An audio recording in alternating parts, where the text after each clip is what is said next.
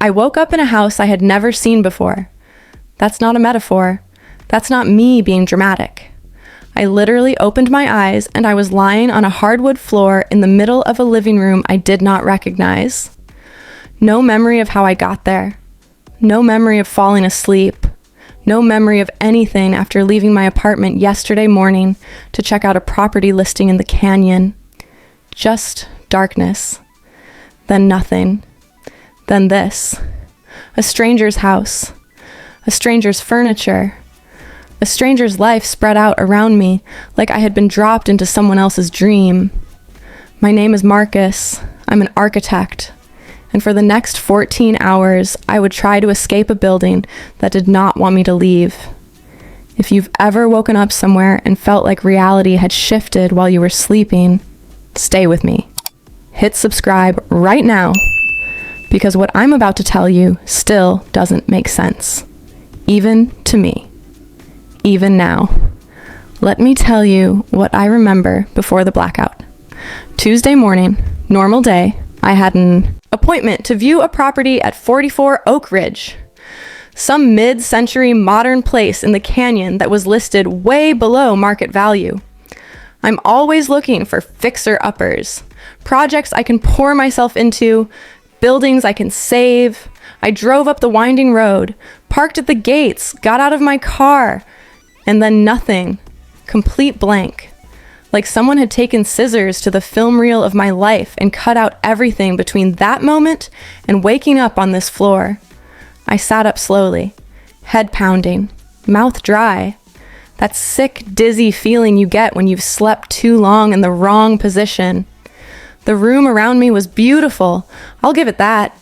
High ceilings, exposed wooden beams, floor-to-ceiling windows that looked out onto what should have been a stunning canyon view.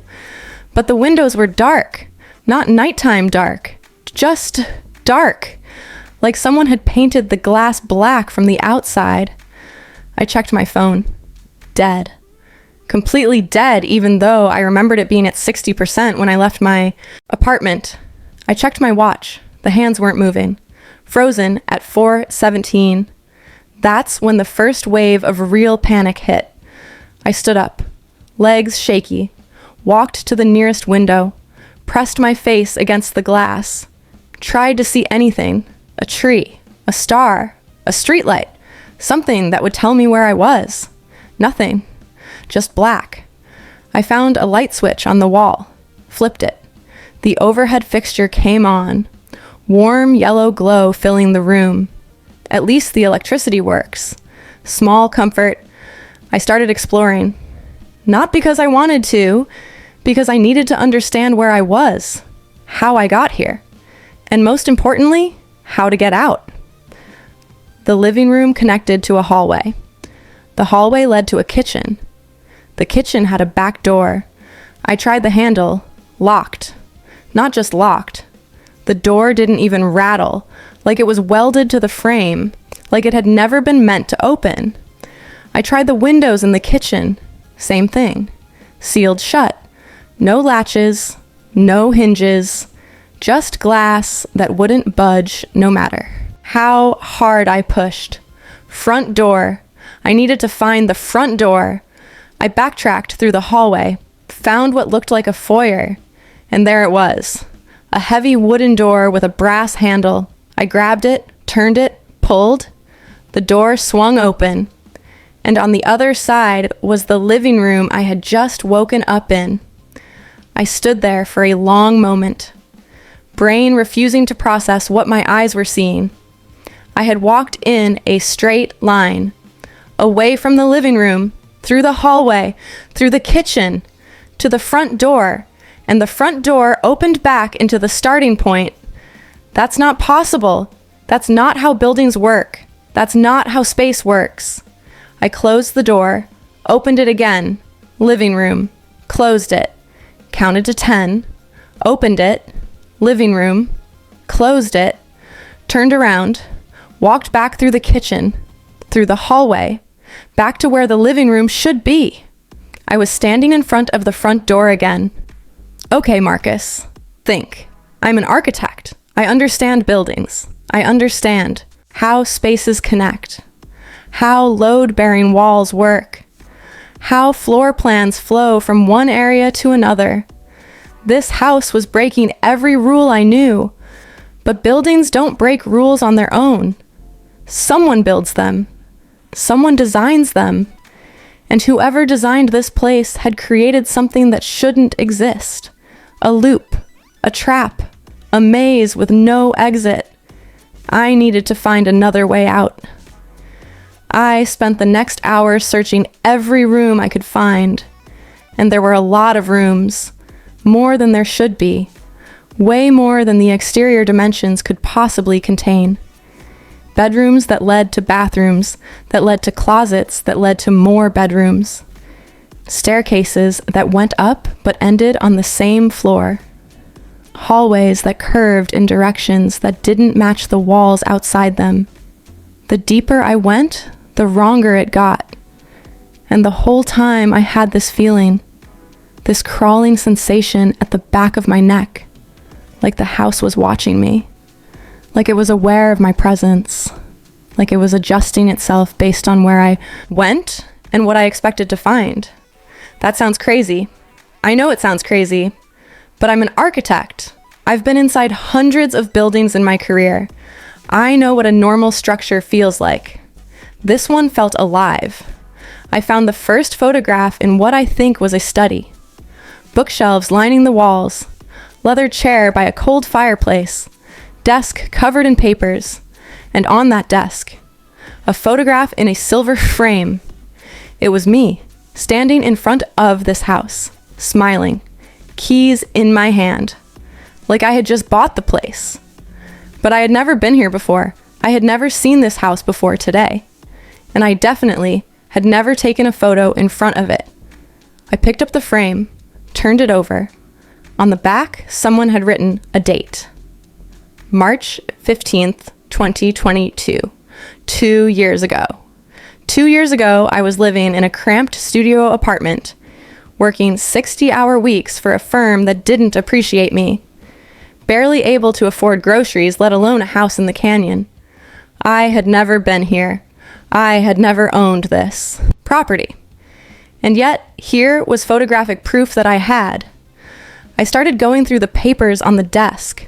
Utility bills, all addressed to Marcus Thorne at 44 Oak Ridge. Bank statements, same name, same address. Showing mortgage payments going back 3 years. A property deed. My signature at the bottom, notarized and stamped and completely official. According to these documents, I had bought this house in 2021. Had been living here ever since. Had been paying bills and mowing the lawn and sleeping in these rooms for over 3 years. But I hadn't. I knew I hadn't. Didn't I? That's when the doubt started to creep in. What if I had bought this house? What if something had happened to my memory? What if the life I thought I remembered was the fiction and this was the reality? People lose memories all the time. Trauma, illness, accidents. The brain is fragile. It makes things up. It fills in gaps with stories that feel true but aren't. What if my cramped apartment and my dead-end job and my lonely existence were all just a dream I had created to escape from something I couldn't face? What if I had been living in this house all along? What if I belonged here? No. I pushed that thought away as hard as I could. I knew who I was. I knew where I lived. I knew what was real. This house was playing games with me, trying to confuse me, trying to make me doubt myself. I wasn't going to let it win. I needed to keep searching, keep moving, find something that would explain what was happening, find a way out. I grabbed the papers from the desk, stuffed them in my jacket pocket. Evidence. Proof that something impossible was going on. Then I left the study and kept exploring. The house kept getting bigger. I know that doesn't make sense. Buildings don't grow. Walls don't multiply. Rooms don't appear out of nowhere. But every time I turned around, there was another doorway I hadn't noticed before. Another staircase leading somewhere I hadn't been.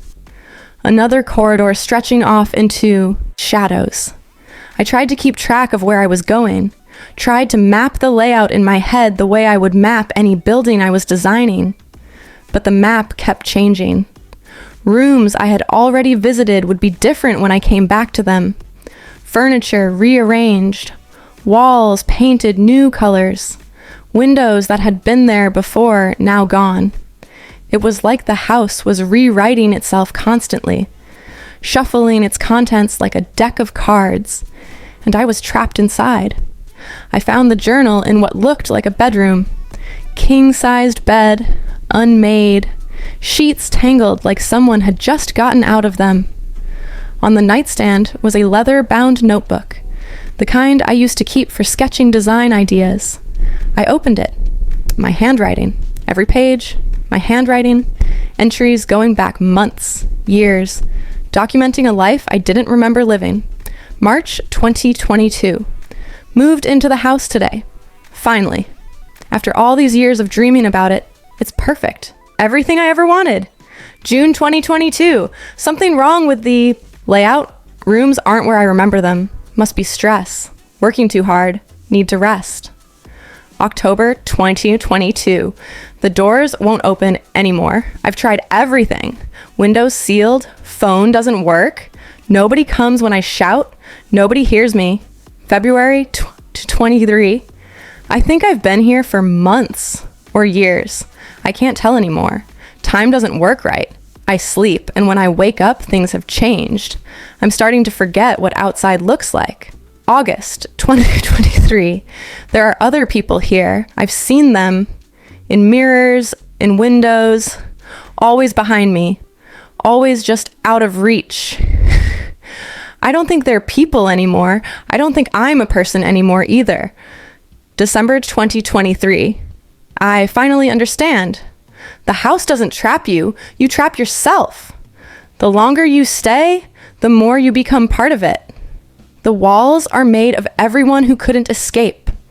I can hear them sometimes, whispering in the wood, breathing in the beams. The final entry was dated 2 weeks ago. If you're reading this, it means another one found their way inside. Another architect who couldn't resist walking into a building. I'm sorry, there's no way out. There never was. The only thing you can do is add your voice to the walls and hope someone hears you someday. The handwriting at the bottom was shaky, barely legible. My name is Marcus Thorne. I designed this house. And now it's designing me. I dropped the journal, stepped back from the nightstand, heart hammering so hard I could feel it in my teeth. That was my handwriting. My name, my thoughts documented in my own hand. But I didn't write it. I couldn't have written it. I had just arrived. I had just woken up on that living room floor. Hadn't I? The lights flickered, just for a second, just long enough to make me flinch. And when they came back on, the room was different. The bed was gone. The nightstand was gone. The journal was gone. I was standing in an empty space, bare walls, bare floor, nothing but the overhead light buzzing softly above me. I ran for the door. It opened onto a staircase I had never seen before, spiral, going down into darkness. I didn't want to take it. Everything in me was screaming to turn around and find another way. But when I looked behind me, the room I had just left was gone. There was only wall where the door had been. I went down the stairs. What choice did I have? Each step creaked under my weight. The walls pressed closer the deeper I went. The air got colder, damper, smelling like earth and stone. At the bottom was a cellar. Not a server room, not a high-tech lab. Just an old stone cellar with dirt floor and wooden support beams. And on the walls, photographs. Hundreds of them, maybe thousands, pinned to the stone like a serial killer's scrapbook. All of them were me. Different ages, different clothes, different years, Me as a child standing in front of a house I didn't recognize. Me as a teenager sitting on a porch I had never seen. Me as a young man signing papers in an office I couldn't remember. Me in this house, smiling, waving, living a life I had no memory of. Generations of photographs, decades of documentation, like I had been coming to this place my whole life. In the center of the cellar was a table, and on that table was a blueprint. I recognized it immediately. The Echo House. My thesis project from 10 years ago. The theoretical design I had created as a student. A house that responds to the psychology of its inhabitants. But this blueprint was different from the one I remembered. This one had notes in the margins, calculations, engineering specifications. This wasn't a theory anymore. This was a construction document. Someone had built it. I looked closer at the notes. The handwriting was mine, all of it. Every calculation, every specification, every detail of how to turn my impossible theoretical design into reality. I had built this house, not someone else, me, years ago, decades maybe. I had taken my thesis and made it real, and then I had forgotten, or the house had made me forget. The lights went out, complete darkness, so thick I couldn't see my own hands in front of my face. I stood perfectly still, afraid to move, afraid to breathe, and in that darkness I heard a voice, my voice. You finally found it, coming from everywhere at once, from the walls, from the floor, from inside my own skull. You keep coming back here, Marcus, over and over, lifetime after lifetime. You find the listing, you drive up the canyon, you walk through the door, and then you forget, and the cycle starts again. I tried to speak, but no sound came out. You designed this house to be a trap, a place where the architect becomes the architecture, where the creator becomes the creation. You thought you could control it. You thought you could step inside your own design and step back out whenever you wanted. But buildings don't work that way, Marcus. Once you're inside, you're part of the structure. The walls remember you. The floors absorb you. The house becomes you, and you become the house. This is your home. This has always been your home. You can never leave. The lights came back on. I was standing in the living room. The same living room I had woken up in. Same hardwood floors. Same high ceilings.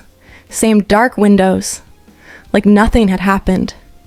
Like the cellar and the photographs and the voice in the darkness had all been a dream. But the blueprint was still in my hand, crumpled and dirty from the cellar floor. Real. I had to get out. I didn't care if the doors led nowhere. I didn't care if the windows were sealed. I didn't care if the house was impossible and alive and designed specifically to trap me. I was not going to become another photograph on that wall. I was not going to add my voice to the whispers in the wood. I ran for the front door, grabbed the handle, pulled it open, and saw daylight. Not the living room this time. Daylight. Real daylight. Morning sun streaming through canyon trees. Gravel driveway. My car parked exactly where I had left it. I didn't hesitate. I ran. Out the door, down the steps, across the driveway, into my car, keys in my pocket, engine starting on the first try, tires spinning on gravel as I threw it in reverse. The house got smaller in my rearview mirror, smaller and smaller until it disappeared around the bend, and I drove. I didn't stop until I reached the city.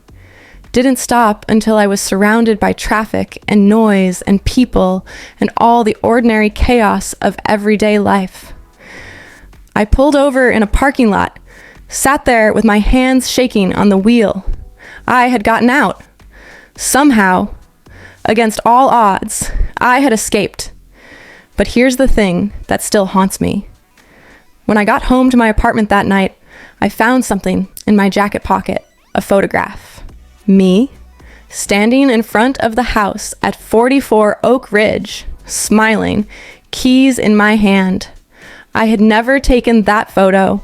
I had never posed for it. I had never even gotten close enough to the front door to have my picture taken. But there it was, dated yesterday. I went back to the canyon 2 days later. I know, stupid. After everything I just told you, I went back. I had to see it again. Had to prove to myself it was real. Had to understand what had happened. But when I got to where the house should have been, there was nothing. Just trees, just dirt, just an empty lot with a for sale sign stuck in the ground. No house, no driveway, no gates. Like 44 Oak Ridge had never existed at all. I talked to the county assessor's office.